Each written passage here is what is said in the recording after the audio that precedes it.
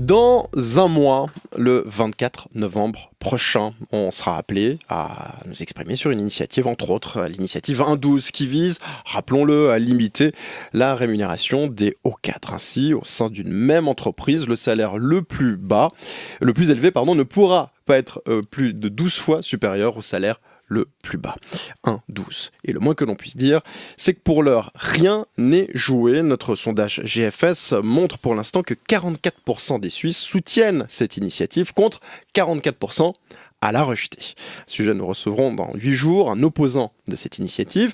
Mais là, maintenant, tout de suite, j'accueille un membre du comité de cette initiative 112, membre également des Jeunes Socialistes, président du Parti Socialiste Lausannois. Bonjour Benoît Gaillard. Bonjour. C'est chaud, 44% de oui, autant de non. Vous attendiez un pareil résultat? Bon, c'est un sondage, hein. Honnêtement, oui et non. C'est-à-dire que je crois qu'il y a une chose qui est certaine, c'est qu'une très grande partie de la population partage nos constats, à savoir qu'on a assisté à une sorte de décrochage entre des salaires moyens ou des salaires plus bas qui stagnent ou qui progressent très faiblement, et puis des salaires des étages de direction, si on peut les nommer comme ça, qui ont pris l'ascenseur, et souvent, malheureusement, on l'a vu dans les banques par exemple, sans lien avec, je dirais, la capacité réelle à diriger l'entreprise. Ou alors, je ne sais pas ce que ça veut dire de réussir à diriger l'UBS, mais il me semble qu'on a constaté que c'était pas tout à fait lié le salaire de ces managers avec leurs prestations. Donc je crois que ça, c'est pas étonnant de voir qu'une bonne partie de la population partage ce constat. Maintenant, on s'attendait à un tir de barrage très nourri des milieux qui se disent représentants de l'économie, de l'USAM, d'économie suisse. On pensait qu'ils injecteraient des millions. Ça, évidemment, ça n'a pas raté.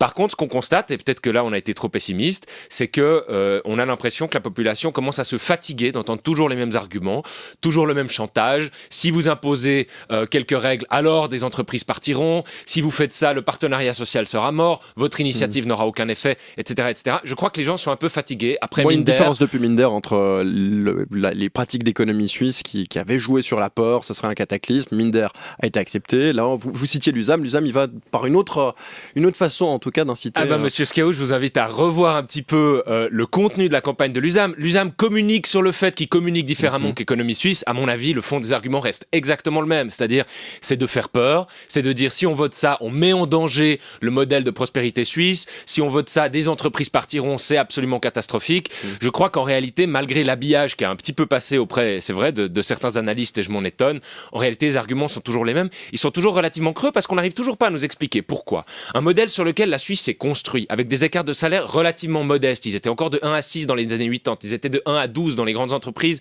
dans les années 90. C'est en fait là-dessus que repose le succès de la Suisse.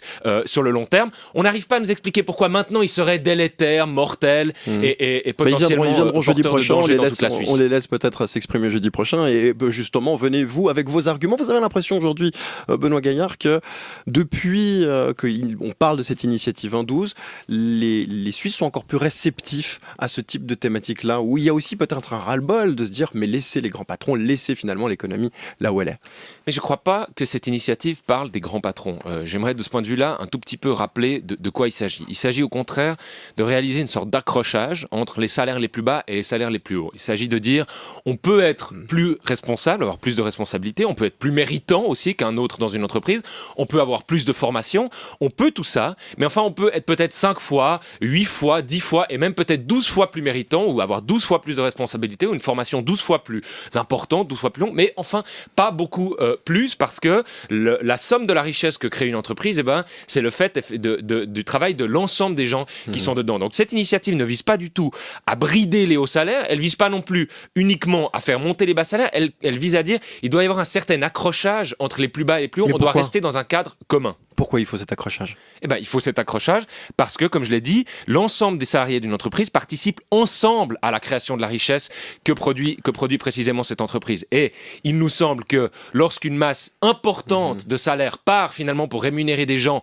qui, encore une fois, ont démontré malheureusement dans certains cas qu'ils n'étaient pas capables de diriger des entreprises dans des périodes difficiles, cet argent manque ailleurs. Il faut arrêter de penser que l'argent des hauts salaires a été simplement est tombé du ciel. Il a été pris ailleurs. Et si les salaires les plus bas ne croissent pas, c'est notamment parce que la masse salariale est aspirée vers le haut, vers ces hauts salaires qui, encore une fois, doivent rémunérer des dirigeants qui ont des responsabilités, mais enfin, ils n'ont pas 50 ou 100 fois plus de responsabilités. Et surtout, ils sont malheureusement protégés par tellement de dispositifs qu'on n'est pas sûr qu'ils exercent tous avec le même ferveur ces responsabilités quand on sait qu'on a 20 ou 30 millions. Mais c'est à l'État de rentrer, c'est à nous, c'est à finalement... Eh ben non, c'est pas à l'État, monsieur Schiavou, c'est à la démocratie de décider des règles. Et on parle pas de l'État aujourd'hui, on parle de la loi, c'est deux choses extrêmement différentes. Je crois que personne s'offusque aujourd'hui qu'en Suisse, on ait une réglementation sur la durée maximale du travail. Il y a quelque chose dans la loi qui dit, suivant les professions, il y a quelques adaptations, on ne travaille pas plus de tant d'heures par semaine. Qui est-ce que ça choque? Mais personne, parce qu'il est absolument normal qu'on ait des règles dans ce domaine-là.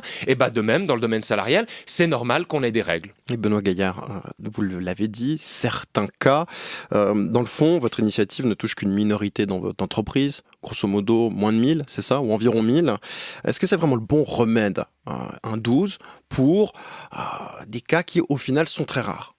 Écoutez, je crois que cette initiative, encore une fois, elle ne vise pas à couper des têtes, elle ne vise pas à créer des boucs émissaires. Elle vise à dire, nous voulons qu'il y ait un lien entre ce qui se passe pour les très bas salaires, les moyens salaires, les très hauts salaires. On veut que tout ça se passe de façon coordonnée et s'il y a des progrès pour les uns, on considère qu'ils doivent aussi profiter aux autres. C'est ça l'idée de l'initiative 1 à 12. Maintenant, vous parlez du fait que ça peut concerner une minorité d'entreprises. Les études, malheureusement, sont assez diverses à ce sujet-là. Il y en a qui parlent de quelques centaines, quelques autres parlent de 1000 ou 2000. À notre avis, c'est plutôt un bon signe en réalité. Ça montre bien que le modèle économique suisse, il fonctionne déjà en réalité en très grande majorité avec ses rapports de salaire décents et raisonnables. Et puis la dernière chose que j'aimerais ajouter, c'est que moi je ne sais pas ceux qui s'opposeraient à considérer que, encore une fois, dans une société, dans les entreprises, on peut progresser, on peut gagner plus si on est méritant, si on se forme, si on prend plus de responsabilités, mais ça doit conserver un lien avec le travail réel. Et je crois que beaucoup de gens en ont simplement marre de considérer que lorsqu'on a un patron qui gagne 40, 50 fois plus que le salarié le plus bas. Des gens l'ont dit dans des sujets qu'ont diffusé vos collègues de la RTS Télévision. On ne se sent plus dans le même bateau. On voit que finalement, nous, on travaille avec acharnement pour gagner 50, 60, peut-être 80 000 francs par année, tandis que d'autres ont gagné ce salaire-là en quelques heures. On ne peut plus se considérer dans le même bateau à partir de là. Et c'est à ça qu'on aimerait remédier. Benoît Gaillard, aujourd'hui, si je vous demande, la Suisse, elle vit bien avec ses partenaires sociaux, non ? Tout son système de négociation va bien. Ah bah écoutez, ça c'est un argument qu'on m'a sorti souvent. Je pose la question, c'est pas un argument, c'est une question. J'aimerais vous signaler que ça dépend quand même de quel point de vue on se place.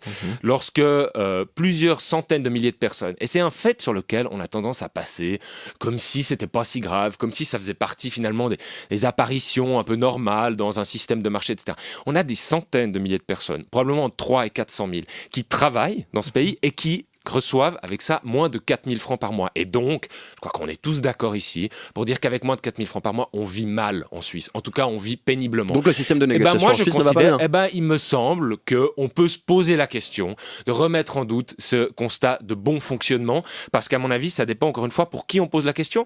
Alors oui, pour des managers qui, au moment de signer leur contrat, reçoivent une prime de quelques dizaines de millions, et ensuite savent déjà que quoi qu'il arrive au moment où ils partiront, ils en recevront une autre, oui, je pense que le système fonctionne bien. Pas que des top managers, il y a des syndicalistes aussi qui redoutent un tout petit peu que votre initiative puisse menacer les discussions et donc le rôle des syndicats. Eh bien, écoutez, on a le soutien des deux faîtières syndicales principales que sont l'Union syndicale suisse et Travail suisse. Alors, si vous avez des dissidents qui veulent s'exprimer off the record ou au micro, on les entend, on leur répondra volontiers. En attendant, je considère que les syndicats sont avec nous sur cette affaire-là, et précisément pas parce qu'ils veulent couper des têtes ou d'une façon ou d'une autre faire baisser pour le principe les salaires des hauts dirigeants, mais parce qu'ils veulent encore une fois raccrocher les wagons de queue, raccrocher les salaires les plus bas, la classe moyenne aussi, à cette progression des salaires et du PIB qu'on a connu dans ce pays, qui malheureusement jusqu'à maintenant ne leur a pas profité. C'est ça le sens de l'initiative 1 à 12, c'est de dire on vit dans les mêmes entreprises, on construit la même valeur, on a droit à des progressions salariales qui se passent de façon coordonnée, sur un mode d'ensemble qui concerne tout le monde.